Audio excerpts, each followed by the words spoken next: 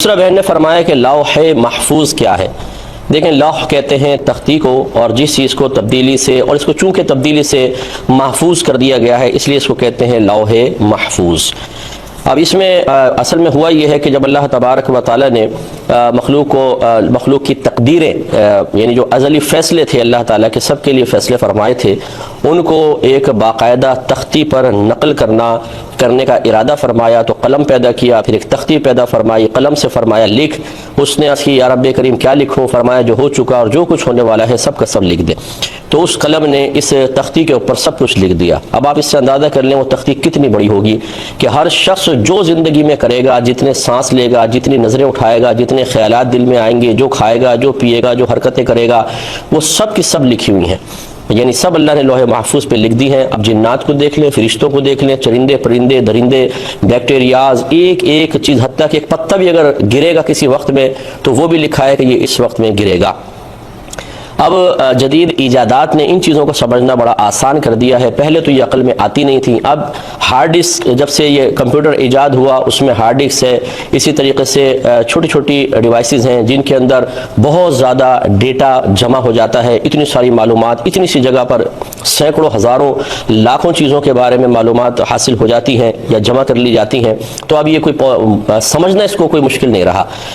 اب یہ چونکہ اس کو لوح محفوظ کہتے ہیں، اس میں اختلاف ہے۔ بعض علماء یہ کہتے ہیں کہ اس میں کوئی تبدیلی نہیں ہو سکتی ہے، جو اللہ نے لکھ دیا سو لکھ دیا، اور بعض کہتے ہیں بعض آیات کی روشنی میں کہ اس میں تبدیلی ہو سکتی ہے۔ دو مختلف اس میں نظریات ہیں اور سب نے دلیلیں قرآن اور حدیث سے ہی لی ہیں، تو لہٰذا بہرحال یہ ایک تختی ہے جس میں اللہ تبارک و تعالیٰ نے قیامت تک کے تمام احوال درج فرما دیے ہیں۔ اور یہ میں آپ کو عرض کر دوں کہ ہمارے نبی کریم صلی اللہ علیہ وسلم کے یہ جو کچھ لوح محفوظ پہ لکھا ہے، یہ ہمارے نبی کریم صلی اللہ علیہ وسلم کے علوم مبارکہ کا ایک مختصر سا حصہ ہے۔ اب آپ اس سے اندازہ کر لیں کہ ہمارے سرکار صلی اللہ علیہ وسلم کو اللہ تبارک و تعالیٰ نے محض اپنے فضل و کرم سے کس قدر علوم سے نوازا ہے۔ ایک بہن نے فرمایا کہ بعض لوگ کہتے ہیں کہ اگر چھٹیا عورت باندھے تو نیچے گرہ نہیں لگانی چاہیے، منع ہے۔ دیکھیں ایسی کوئی ممانعت نہیں ہے، جب بھی کوئی اس طرح کی کوئی کنڈیشن لگائے اس سے کہیں کہ بتاؤ کہاں لکھا ہے؟ بھائی کہیں تو لکھا ہوگا نا، آپ اس کو دکھائیے کہاں لکھا ہے۔ اپنے پاس سے اس طرح کے ہمارے گھروں کے اندر اتنی چیزیں بنی ہوتی ہیں، پاؤں نہ ہلاؤ بے برکتی ہو جائے گی، اور جوتی پہ جوتی رکھ دی تو پتہ نہیں سفر کرنا پڑ جائے گا، جوتی الٹی ہو تو ماد اللہ ثم ماد اللہ کہہ دیتے ہیں، بعض وقت یہ لفظ بھی کانوں میں پڑھیں، جی ماد اللہ اللہ کو اس طرح لعنت ہو رہی ہے، لا حول ولا قوت الا باللہ۔ اگر جوتی الٹی ہے بھی تو اس وجہ سے اس کو سیدھا کر دینا کہ جی آسمان کی طرف رخ ہے اور آسمان نزول وحی کا مقام رہا ہے، اس وجہ سے تعظیماً کر دیں الگ بات ہے، ورنہ اللہ تعالیٰ معاذ اللہ کوئی اوپر تو نہیں ہے، اللہ کے لیے کوئی سمت کوئی جگہ متعین کرنا بالکل غلط ہے۔ یہ تو پھر یہ کس طرح کہا ہے بھی یہ جوتی کا رخ معاذ اللہ کی طرف ہو گیا؟ تو ہمارے ہاں جہالتیں بہت زیادہ ہیں، اور یہ اکثر ہمارے خاندانوں کے اندر بڑوں سے وائرس منتقل ہو کر اگلی نسلوں تک پہنچتا ہے۔ تو اس لیے خدا را میں تو اکثر یہ کہتا ہوں کہ جو آپ کے گھر میں نظریات اور معمولات ہیں ایک دفعہ ان کی پوری لسٹ بنائیں، تھوڑی سی تفصیل سے لکھ لیں، اور اچھے مستند مفتیان کرام سے معلوم کر لیں کہ بھئی ان میں سے کتنی چیزیں خرافات پر مشتمل ہیں اور کتنی قرآن و حدیث کے مطابق ہیں۔ جو مطابق ہوں ان کو قائم رکھیں، اور باقی کے سلسلے میں علم بغاوت اٹھائیں شرعی غیرت کے ساتھ اور ہمت اور جرأت کے ساتھ، تاکہ یہ بدعتیں ختم ہوں اور ہمارا گھر سنتوں کا گہوارہ بن جائے۔ ایک یہ بہن نے فرمایا کہ اگر کرسچن ماسی وغیرہ ہوں تو کیا ان کو عیدی دینا یا قربانی کا گوشت دینا شرعاً صحیح ہے؟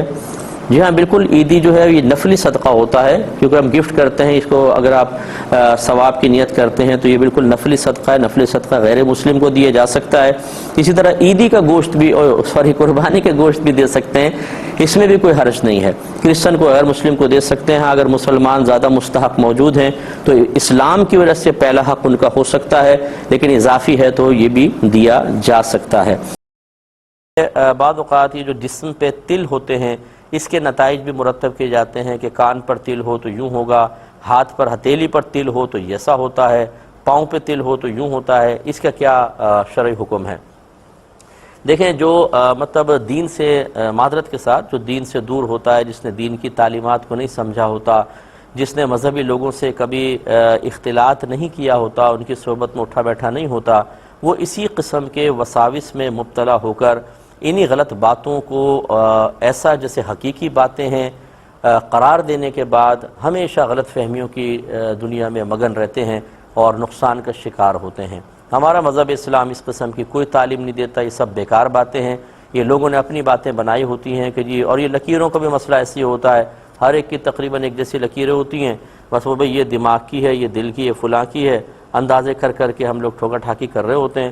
اس میں نہ کوئی مطلب قرآن سے کوئی دلیل ہے، نہ حدیث سے ہے۔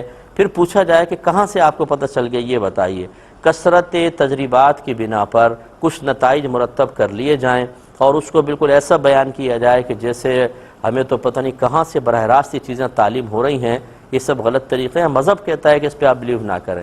تو اس لیے تل کے مسئلے پر بھی بالکل کوئی نہ خوش فہمی میں مبتلا ہوں، نہ اگر کوئی ایسے الٹی سیدھی بات بولے کہ ارے تمہارا تو یہاں تل ہے، تم تو گئے کام سے، بالکل کوئی پرواہ نہ کریں۔ تل اگر کام کرنا شروع کر دیں تو ماشاءاللہ پھر بہت کچھ ہو جائے، تو بالکل ان کی پرواہ نہ کریں۔ اللہ تبارک نبی کریم صلی اللہ علیہ وسلم ارشاد فرماتے ہیں کہ اللہ تبارک و تعالی نے زمین و آسمان کی پیدائش سے 50,000 سال پہلے لوگوں کی تقدیریں لکھ دی ہیں۔ تو یہ اللہ تعالیٰ نے بہت سارے فیصلے پہلے کر لیے ہیں۔ یہ چونکہ مسئلہ تقدیر ہے، مجھے بڑا کافی لمبا بیان کرنا پڑے گا۔ جو بس یہ سمجھ لیں کہ حرام حلال، نیکی بدی، کفر اسلام، اس میں تو آپ کو مجھے ایک طرح کا اختیار دیا ہے، عقل دی ہے، انبیاء علیہ السلام بھیجے، تعلیمات موجود ہیں، دین کی تعلیم دینے والے ہیں، اس میں کوئی ہم بچے نہیں ہیں۔ سوچیں سمجھے صحیح فیصلہ کریں، غلط کریں گے قابل گرفت ہوں گے۔ اس کے علاوہ جتنے بھی معاملات ہیں اس میں ہم مجبور محض ہیں۔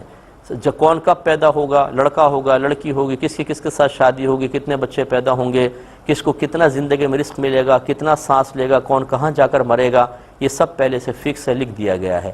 اب سوال ہی پیدا ہوتا ہے کہ کیا ہم پھر عمل نہ کریں، لکھے ہوئے پہ بھروسہ کر لیں؟ نہیں، صحابہ کرام نے یہی کویسچن نبی کریم صلی اللہ علیہ وسلم سے کیا تو آپ نے ارشاد فرمایا تم عمل کرتے رہو، اللہ تعالیٰ ہر شخص کے لیے وہی چیز آسان کرے گا جس کے لیے اس کو پیدا کیا تھا۔